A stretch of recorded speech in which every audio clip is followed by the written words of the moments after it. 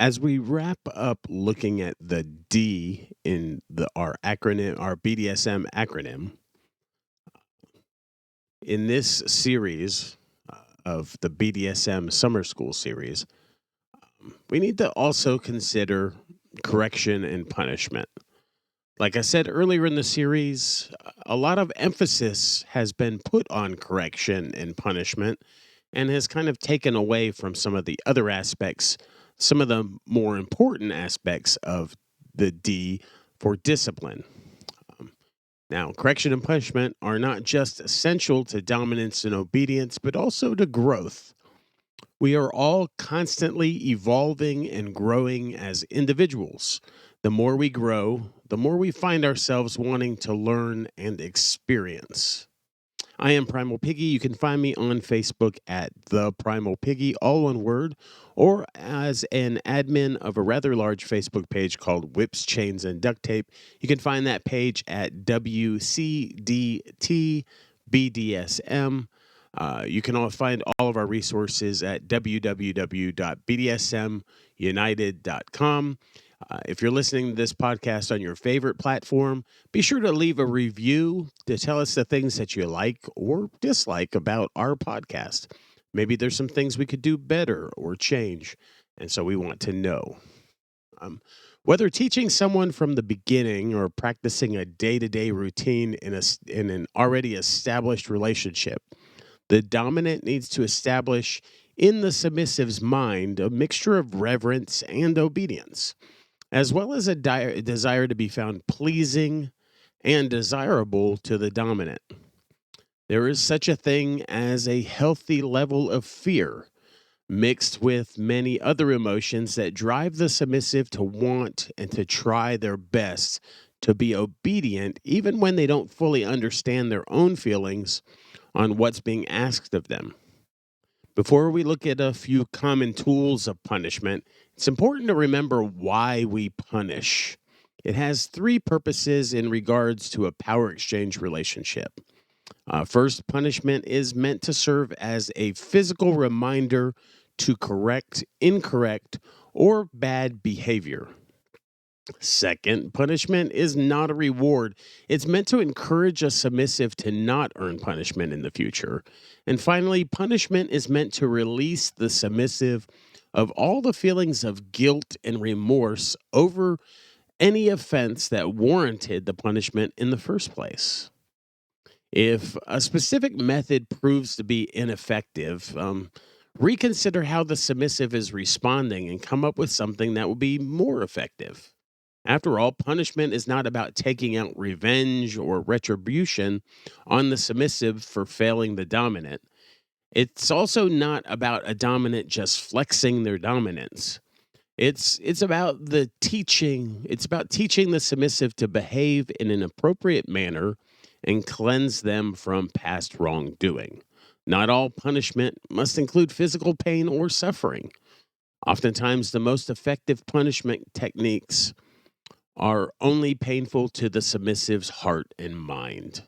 Punishing a submissive emotionally will often be remembered much longer and do far more to correct the behavior than physical pain. While typically not seen as a tool for behavior modification, the collar itself is a psychological representation of the submissive's achievement of an important milestone that in some cases can represent a lifelong change in the submissive's life. Ownership denotes that the dominant recognizes the submissive's worth as a submissive, thus deserving of being owned by the dominant, as well as a sense of being found desirable by the dominant. The confidence and a sense of self-worth and desirability creates ties that it creates ties in well with the trust dynamic, creating a foundation for success in any training the dominant chooses to take them through.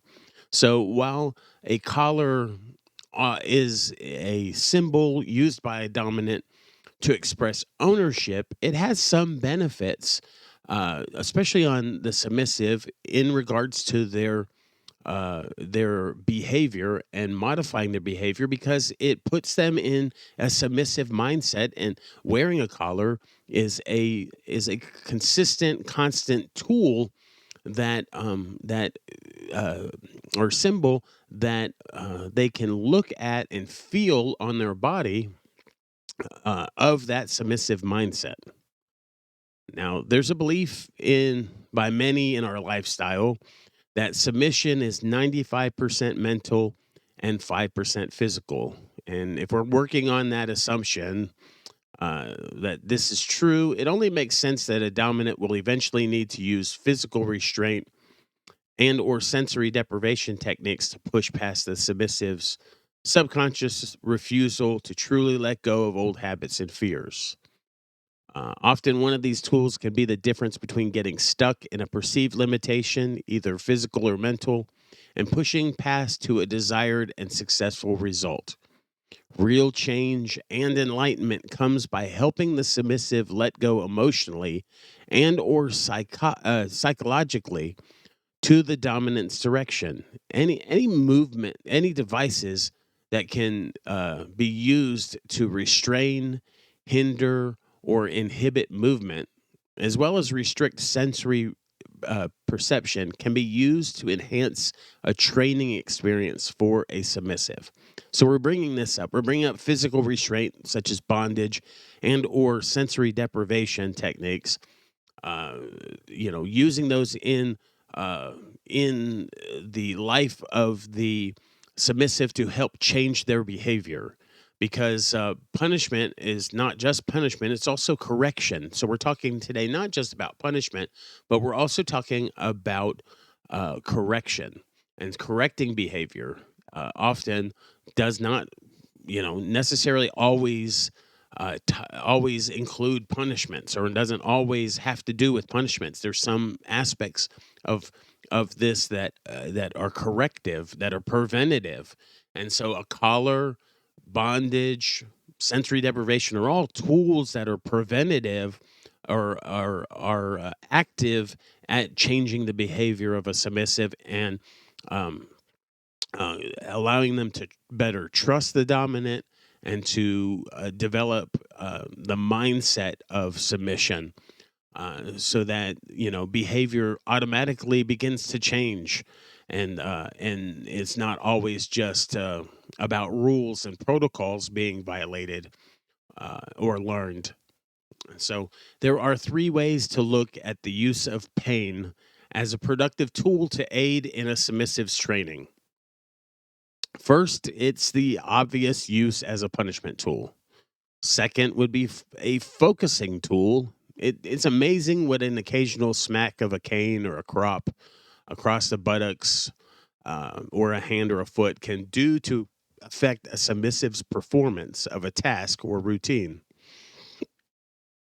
It can bring an immediate adjustment of attention to the task at hand. If your submissive has an attention type disorder, or something that makes it difficult for them to be mindful, or to be present, or to be focused, oftentimes that physical reinforcement can immediately snap them into focus. The third is as a tool to deepen the mental state of submission. This is especially useful with submissives that have a masochistic nature. Pain, when used properly, is an excellent focal tool for submissives that associate pain and submission as hand in hand. A fear of the dominant's disappointment is also a powerful motivator, but fear of the dominant's wrath is almost always more powerful.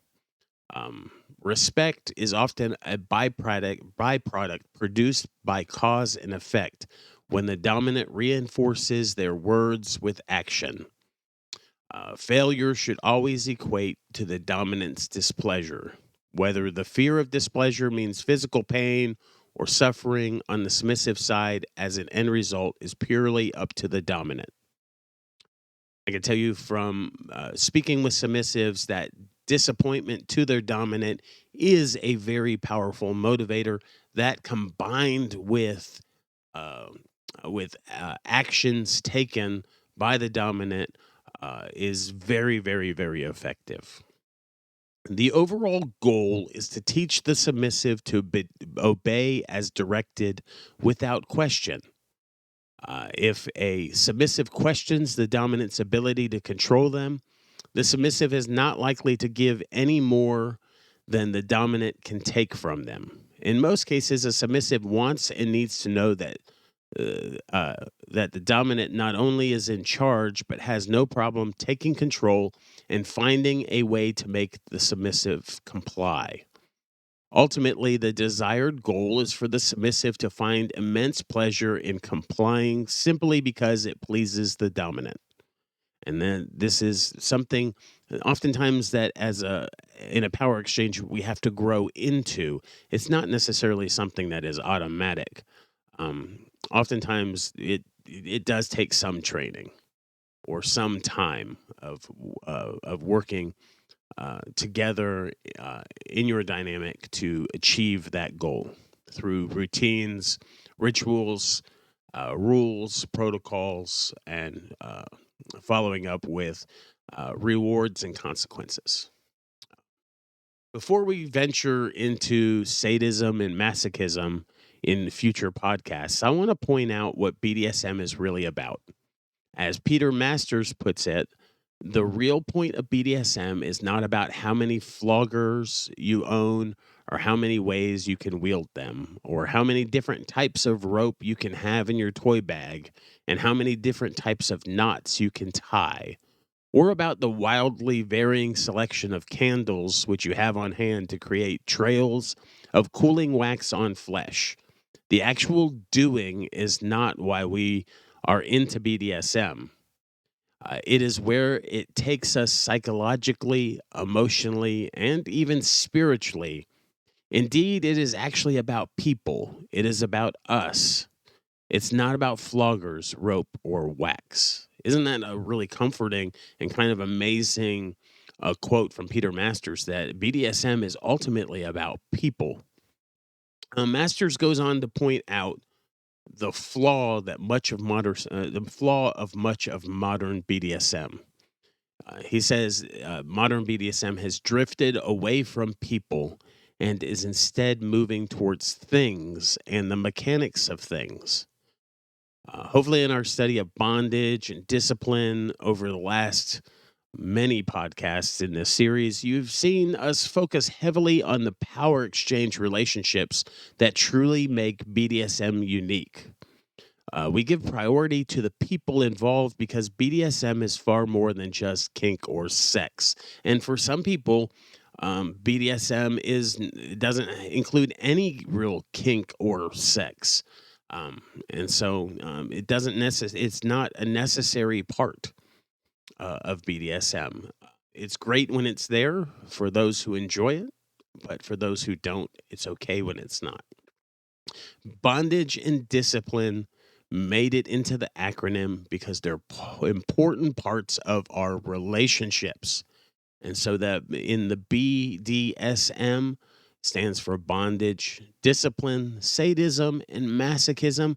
In our study so far, we've looked at the B for bondage, and we talked about the mental and the physical bondage and how it relates to kink, but also, more importantly, how it relates to power exchange relationships. And now we've looked at the D in BDSM for discipline, and we looked at corrections and punishments in this episode.